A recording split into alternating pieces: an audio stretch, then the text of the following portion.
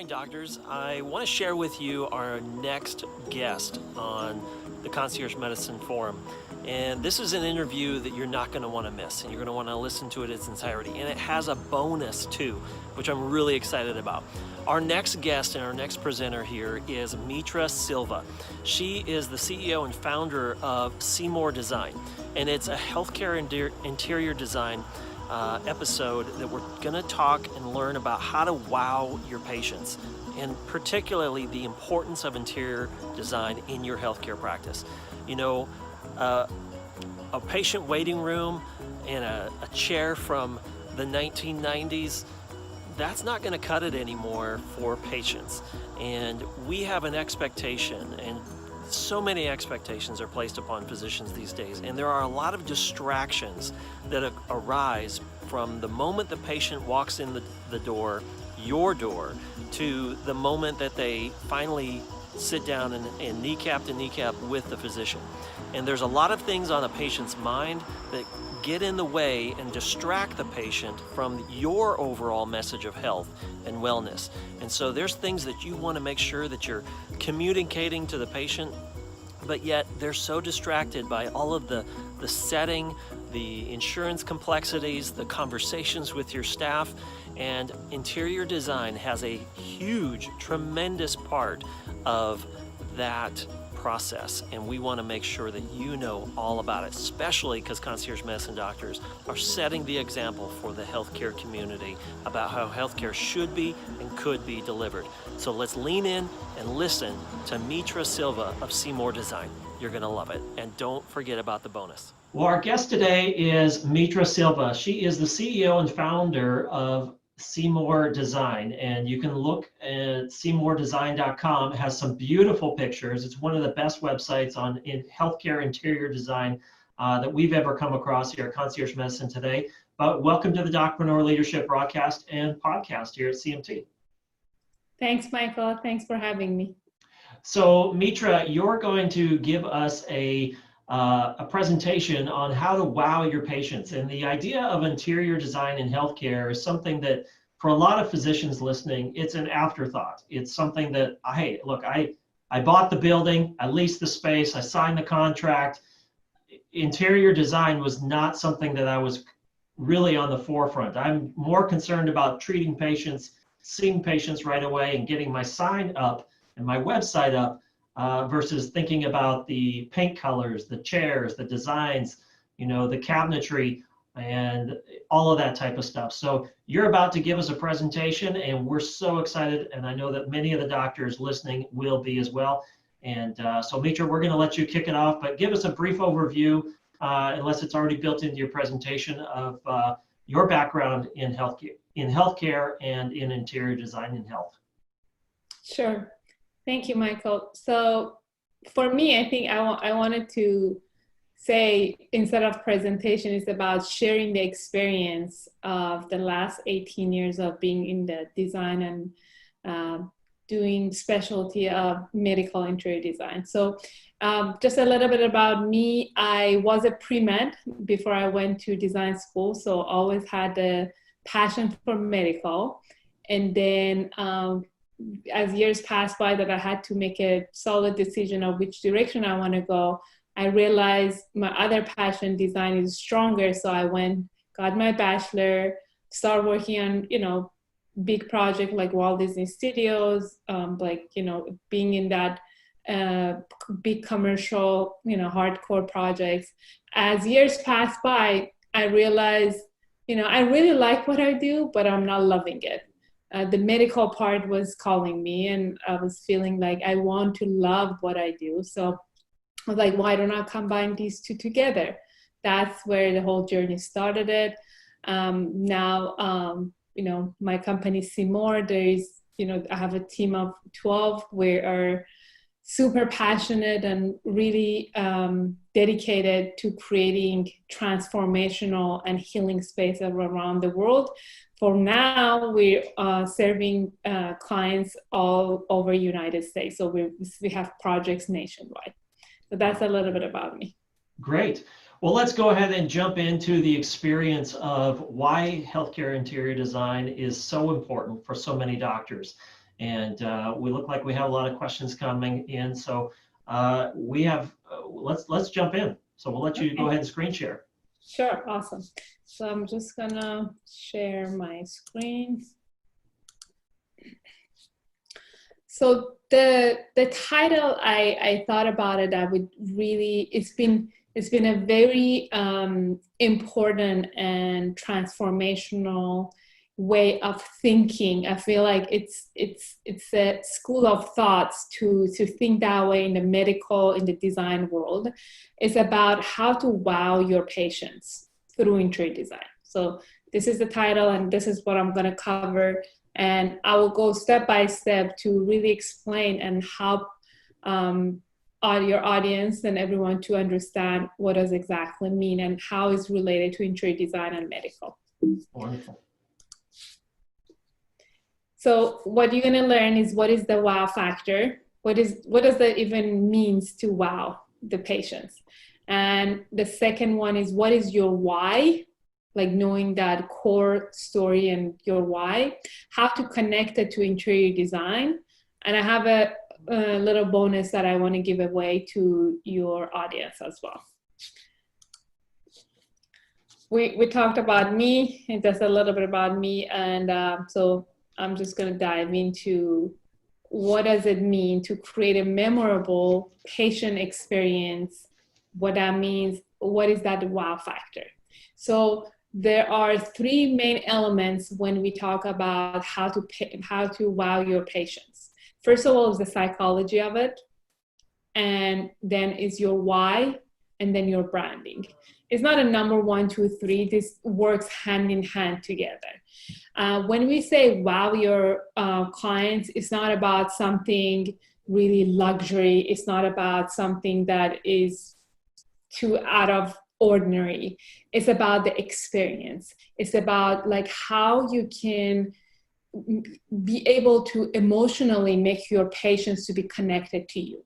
And to you, it can be a single doctor, it can be a group of doctors, it can be a medical practice.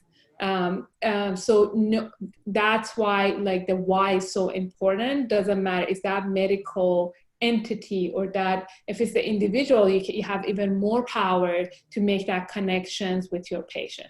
So it comes from the intention, then it goes to the vision, and then mission, and how you can tie that to your branding.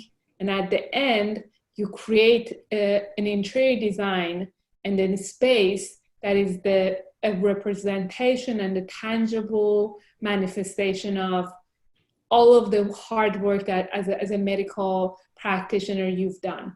I'm talking about like, I'm sure if you have the specialty as a doctor, you went even more to school, spend all of your life to really building something amazing internally to just get the knowledge, get the expertise. But without really showing that in a very laser focused manner, is not going to make that emotional connections with your patient. So that's very important. We always tell our clients, like, this is a process, by the way, we take our clients from the beginning to the end. In order to set yourself as a world-class doctors, it's not about the location, it's not about the specialty, it's all about this. So if you've been investing so much of your time and energy and money throughout the years, going to medical school, creating a practice, going through like hiring the staff and the team and the nurses and everyone else because you had a dream to serve. And if you really spend the time, and this is my invitation from this part, and my dream is for you to think about what's your vision? How do you want your patients leave your office after they're done with you and with your team and they experience your space? You know, what do you want that experience to feel like? And that's where you can work yourself backwards. And then like creating the vision, creating the mission, and tie that to your branding. We'll talk about it. I'll talk about it a little bit later. So let's go through this. First, it's about, so I kind of switched that from starting with your why. So starting your why is having a crystal clear vision. It doesn't have to be it can be as simple as you spend like a day or two or even a week, like just thinking about what is that vision that I want to have the day that I want to close my practice and retire. What kind of experiences do I want to have with my patients, with the money that I want to make, with the team that I'm creating? What kind of vision do I want to have for my family? So it's just all about you connecting yourself with your emotion first, and then coming up with like 1 or 2 sentences. It doesn't have to be fancy. It has to be starting point of something very rough, okay? And then you go through the process of like, and just, you know, for myself personally and helping our clients, first it's very blurry because you've been in it so much that it's so hard to get a crystal clear picture of the vision, okay? So be patient with that process. It's not an overnight thing. If you already have it, fantastic. Some doctors, they thought about it so many times, especially like going through so many training, going through so much of pain and experiences and failing and falling and getting back up. But just vision, your vision is the seed that you plant, okay? You want to make sure you think about it. It's very connected to your heart. Forget about everything else. Forget about the money, forget about the design, forget about anything else. It's just what makes your heart smiles and sing. Okay, and then how do you want to deliver that? Do you want a practice that is, I don't know, with like 3 staff, or do you want to practice with like 20 people? Like your mission has to be like, how am I going to take my vision? So for example, the mission is to transform or to heal your life through, let's say, if you're just a general doctor, it's like to give my patients the everyday health that they deserve. Okay, so work on that mission. You can Google it. There's so many different formats to create that. It shouldn't be like too fancy or too complicated.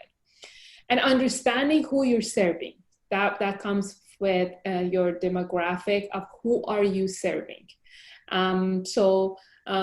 One of the reason I put that picture, this is one of our projects actually, and this client of ours found a 1,200 square feet space, loved the space, but the entry point was so bad. It was just entering to straight to the surgery room instead of going to the waiting room. So when we talk to our clients, like, what is your why? It's like, I want my patient to feel welcome, but can this space be the space? Okay, so if you see the line on the floor, it's called wayfinding. So psychologically, we pick up in the background of like how we can be guided to another place through design. So we designed this for our clients. There were 2 doctors, partners, and the lighting and everything else to tell their patients that, you know, we're giving our best. We want to guide you through the welcoming point. Okay, so even though there was some challenges, understand your demographic, understand their age point, understand what makes them happy, what makes them, what are their pain points as far as the patients. For example, if your demographic if you're an OBGYN, for example, or if you're a general doctor, and your demographic it's moms with like several kids and they have a very busy life, you have to be so easy to be booked through technology, through however that is possible, that it can just be the click of like a button on their phone or however that is, they can book you very fast, and also to be excited to come to you. Okay, I'll talk about it. So interior design is not just a nice flooring and nice wallpaper and furniture. It's about your messaging and how you tie to it. And it comes from these pieces. All of these are the pieces of the puzzle to set you for success and makes you excited every day to go to work, every day to go to serve. Okay.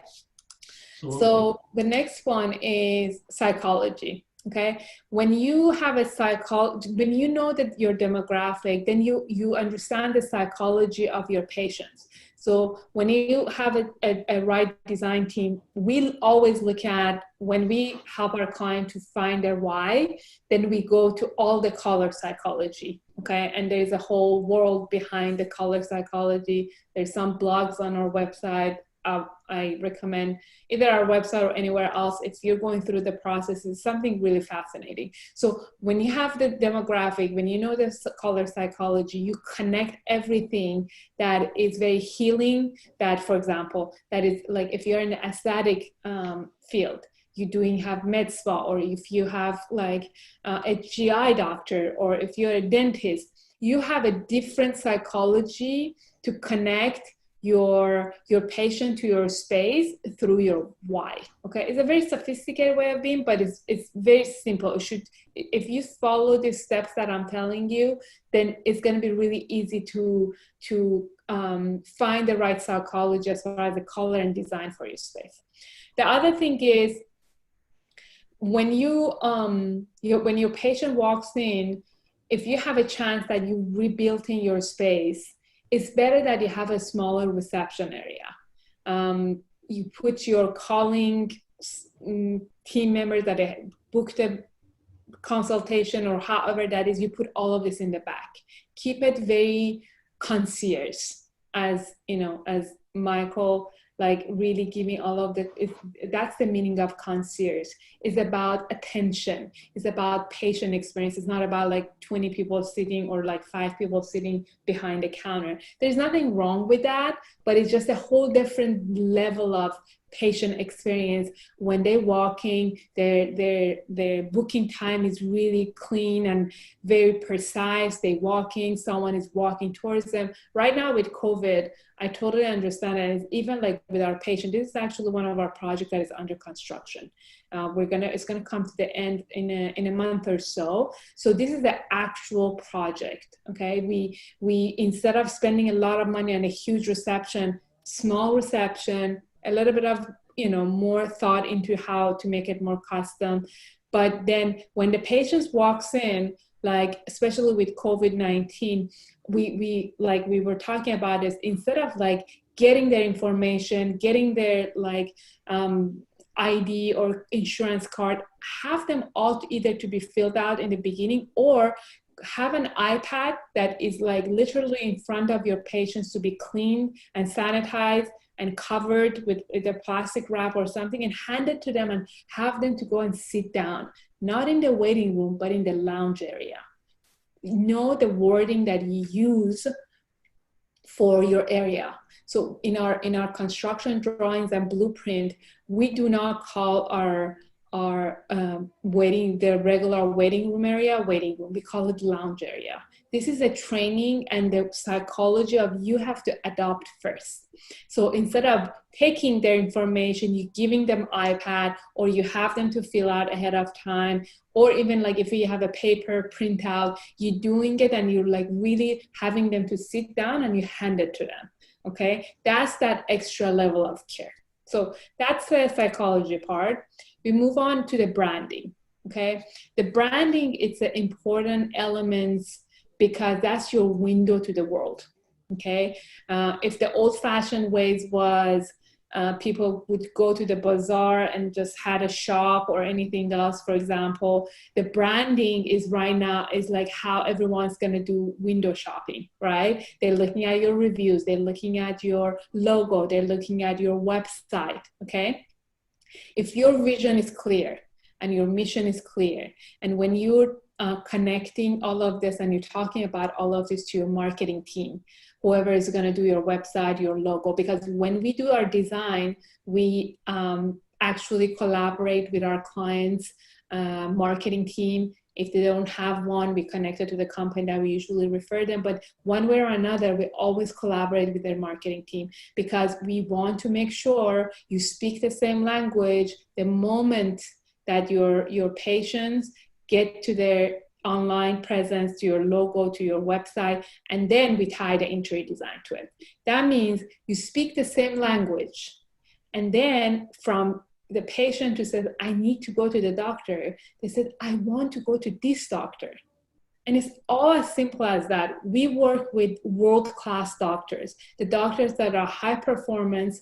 The only difference between the high performance and world-class doctors with another next door doctor is their mindset.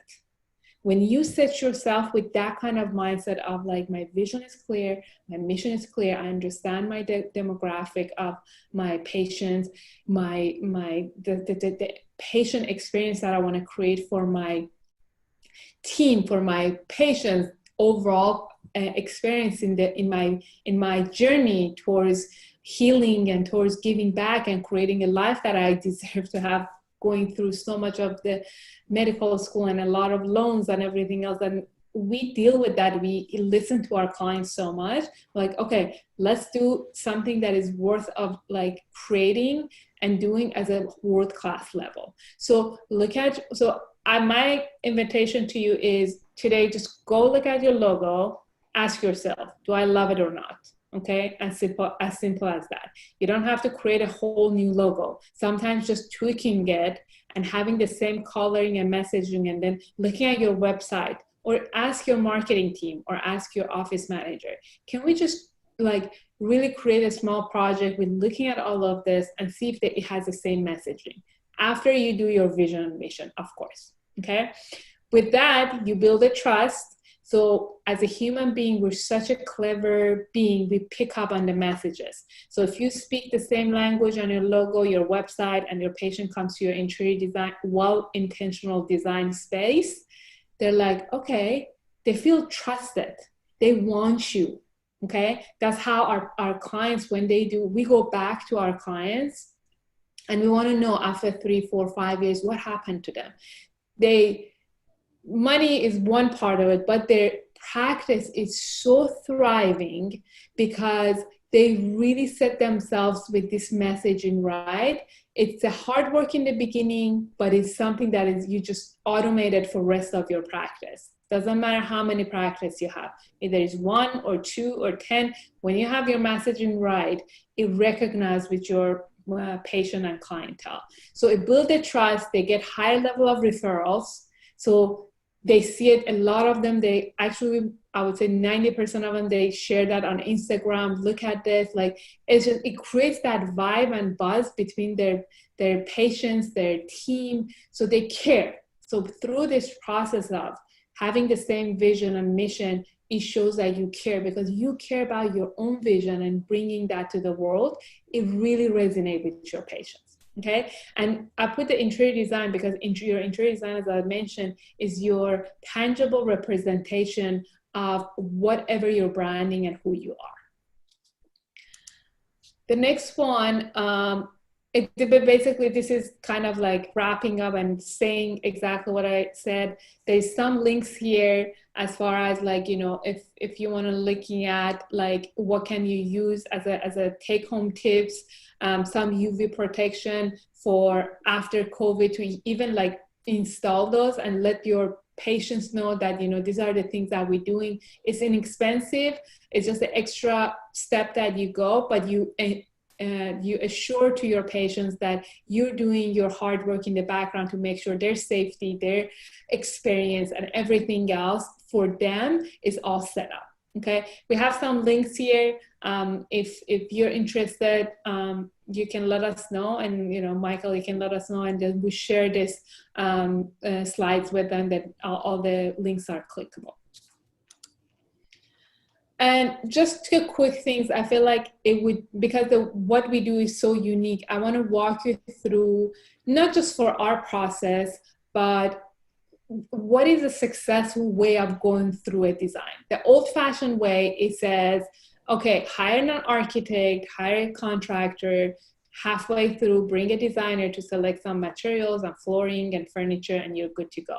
It works if you want to do a Toyota, but if you want to set yourself as a Porsche or Mercedes, or you want to get to the level of like high performance, this is the way we usually work. Okay, so we have 3 tiers of packages, but it's about like, okay, the mood board here is that your why. You go through the process. Okay, I'll show you. I have an example of our mood board. I want you to understand that it's nothing too complicated, but it talks about different elements of designs, your space planning, the concept design. And then so instead of the architecture and all the technical part becomes the core, your patient experience, it becomes the core. Do you see the difference? Like instead of going from the technical, buying the building, leasing the space, you doing all the hard work, but no one gonna see all of that, but the icing on the cake, which is how your design and the vibe and the feeling is gonna look like. And I recommend that you go through these steps. Because of the time, I don't want to go through every step of the way, but this is a good map, and it's proven to us. That's why it's called the proven system. We went through these revisions over and over in the last several years until we got it. Because we wanted to make sure this is not just a concept and good idea. It's exactly about, does this work or not? Okay. For example, I'll show you a 3D. You have to have a 3D. You have to request from your designer that, you have to have 3D to see before you step. So this is what we do. Before we even go to construction with our clients, we give them a 3D if they're in the premium or essential package, that see the end result before you even walk into construction, and save yourself a lot of time and money. And I'll show you why. Because if you don't like something, before you even order material, contractor order materials or anything else, you see it. If you see the furniture in the high quality 3D, you don't have to waste your time and energy, because the way, this is the experience we have. The way we think in my design team, and the way that the contractor think and our client thinks, they're totally different. Everyone has a different level of imagination. But if you're looking at one single image, then everyone's is very clear. You can't just guesstimate on that, right? And then other part when it goes to construction. So hopefully this map to be helpful for you if you're gonna go through the more major remodeling or opening a new practice or however that is. Just keep that in mind. Like the old-fashioned ways is always, it's what get us here. If you want to go to the world class, the higher level, you got to think differently. You have to do things differently. Okay, so hopefully that will be helpful for you. This is the example of the mood board. Okay, this is what I mentioned in the beginning. So for this specific clients, that I'll show you the 3D for this as well. Okay, so it's just a one project. The clients there were 3 doctors in one practice. Okay, so it makes it way more difficult. We spent a lot of time to make sure we get it right. Okay, so they were in a more high-end area. Their budget was tight. They had big dreams.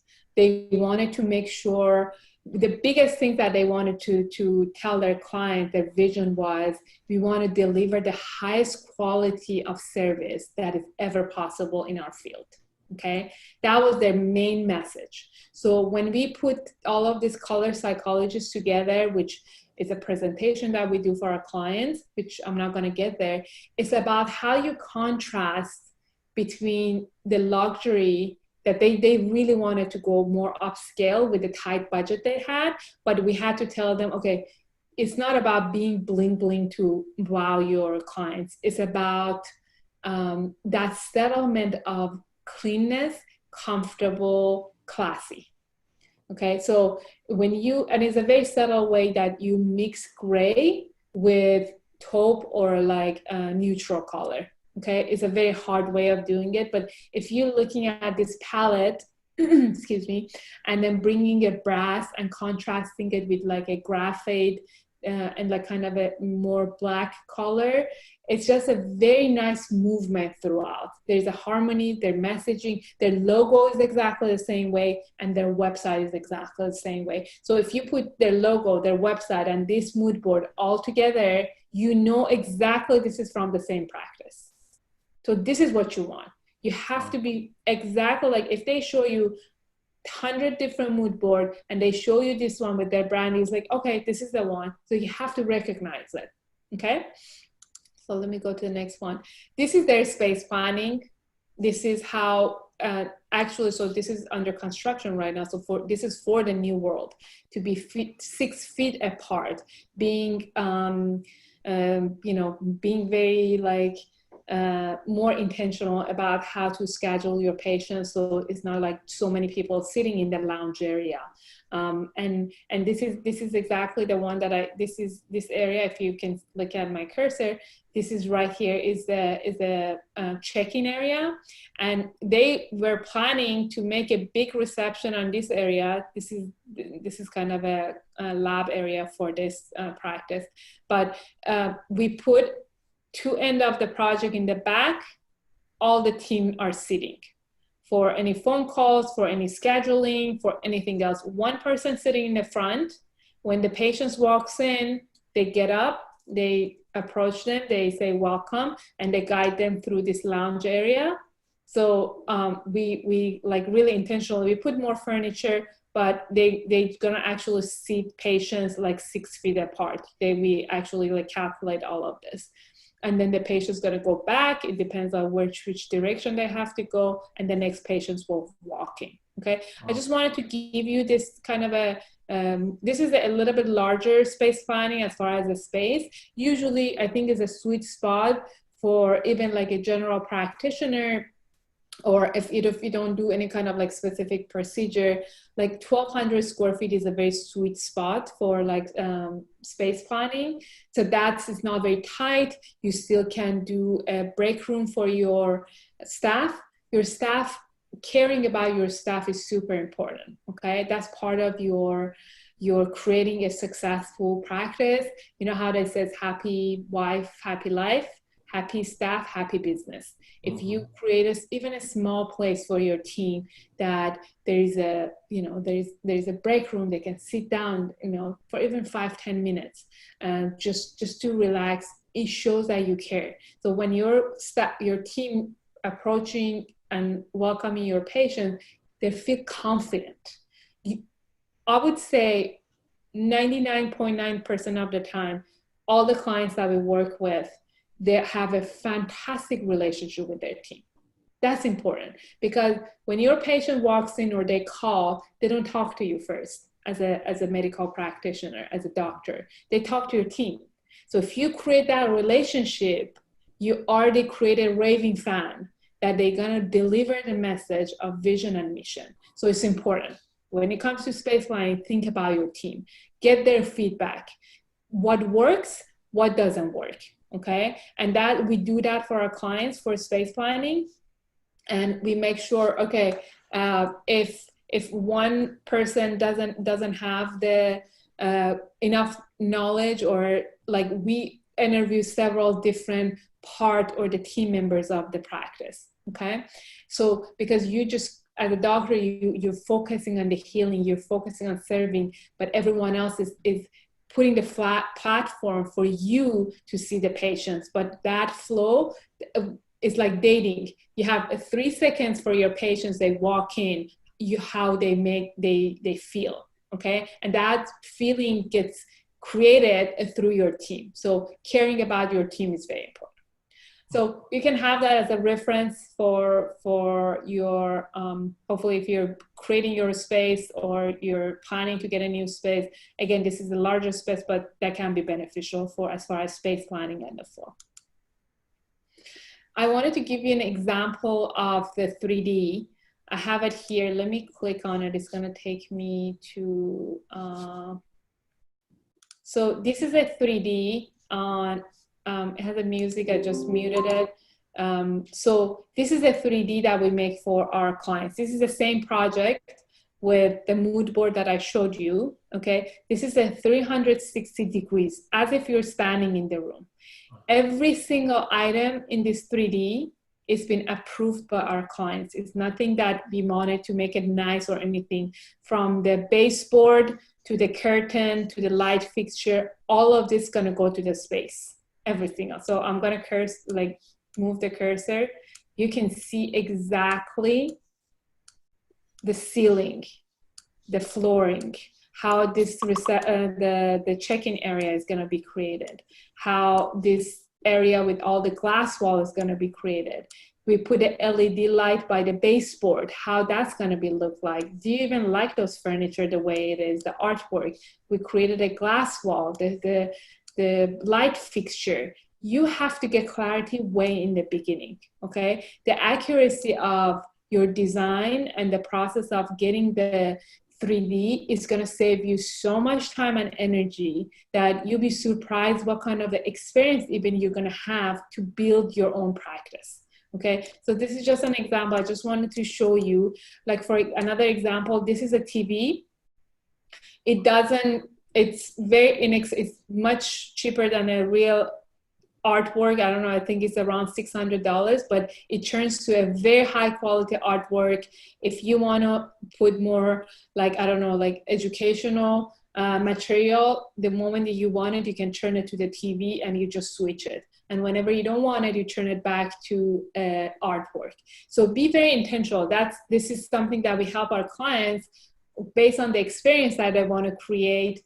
We select all of the different materials and everything around it. For example, this is the beverage area. So right now they cannot really use this because of the COVID, but after a while they can, you know, have like a bottle of water that is all like sealed and everything. They can like serve it to their patients, so on and so forth. So I just wanted to share this with you, and then I'm going to go back to the presentation.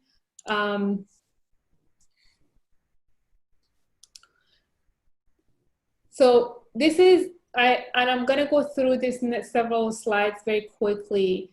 This is a woman center that we created it, and this client of ours had a very, very, very tight budget.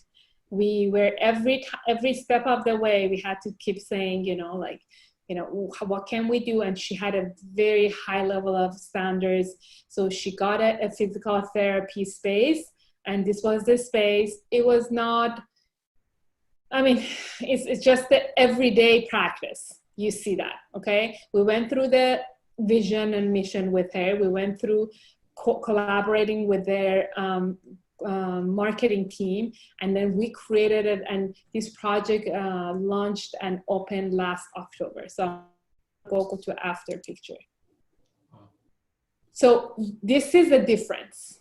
Same space, extremely tight budget, but everything we did, it was super intentional. Her branding, if you go to her website, you see exactly, like, you know, this is the space for her. Okay, she's serving women, entrepreneur. We created a laptop station because we knew, like, if she's attracting and her demographic that she wants to serve, their entrepreneur, their woman, either they're before pregnancy or after pregnancy, they're gonna work, they want a laptop location. So we really dived into the entire psychology of their patient. Okay, so that's one of them. This one is a cardiologist doctor, and the practice was kind of old. And this time that we went and took a picture, it was a Christmas time, so just disregard all that Christmas stuff. But the team was suffering because of the lighting and everything else. And this doctor would see as such a high-end client because he's a very specialty as a heart surgery and all of the specialty that he has. And we talked about it. He said, I want it open. I want to serve our patient to say we're so welcoming, and we want to serve them from the place of openness and loving and sharing our expertise with my team with them. Wow. And this is what we created. So wow. It's not about, again, spending a lot of money. It's like how you spend your money. Okay, there's 100 different floorings, but when you know your intention, then you create something clean, nice, and fast. Sometimes time is an essence. If you have more time, of course it's better. If you have more money, of course you can do more elaborated design. But I wanted to show you what's possible with a tight budget, okay? Next one, this one is a periodontist. Really, really, really fast project. He had to move from the first floor to from the second floor to the fourth floor. The space became available. He's like, I want it, let's lease it. He leased it, and he had to pay rent for 2 spaces. And like, came to us like, please help us. We went through this. We don't know how to pull it together. And I want something really amazing. There are 2 doctors in one practice, husband and wife, and like, we want the best, but we don't know what to do. We're halfway through the construction, but it's not coming together with our vision. So here's what we created for them. Wow. And this is about being very intentional. Again, because they spend a lot of money on their chairs and their sterilization room and all this. When it came to furniture and all of that, it was so hard for them. Like, what can we do?